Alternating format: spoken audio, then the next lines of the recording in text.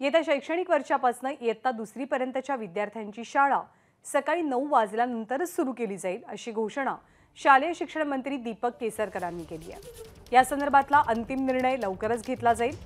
मुलांची झोप पूर्ण व्हावी यासाठी राज्यपाल रमेश बैस यांनी याविषयी सूचना केली होती।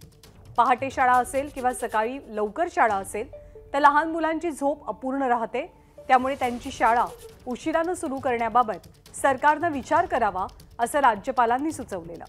त्यानुसार तज्ञांची समिती स्थापन करण्यात आल्याची माहिती दीपक केसरकरांकडून दिली जाते। मनोवैज्ञानिक आणि बालरोग तज्ञांच्या समितीचा अहवाल मिळाल्यानंतर पुढचा निर्णय घेतला जाईल असंही केसरकरांनी सांगितलं। ते आम्ही एक्सपर्टकडे सोपवलेलं आहे। त्यांचा एकदा रिपोर्ट आल्यानंतर हा निर्णय घेतला जाईल।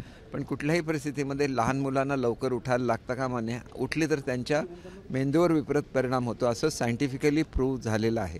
आणि त्याच्यामुळे याच्यामधलं जे काय डॉक्टर्सची समिती नेमलेली आहे आणि ते जो काय निर्णय घेतील त्याप्रमाणे आम्ही जे आपल्याला प्री प्रायमरी हा जो वर्ग आहे, म्हणजे ज्याच्यामध्ये नर्सरी येते, ज्युनियर केजी, सिनियर केजी आणि पहिली आणि दुसरी, त्याचं वेळ ठरवला जाईल। असं वेळ ठरवा असे मी आदेश दिले आहेत आणि ते वेळ ठरवत असताना ते एक्सपर्ट लोकांनी ठरवावे असे आदेश दिले, आदेश म्हणजे सूचना दिल्या।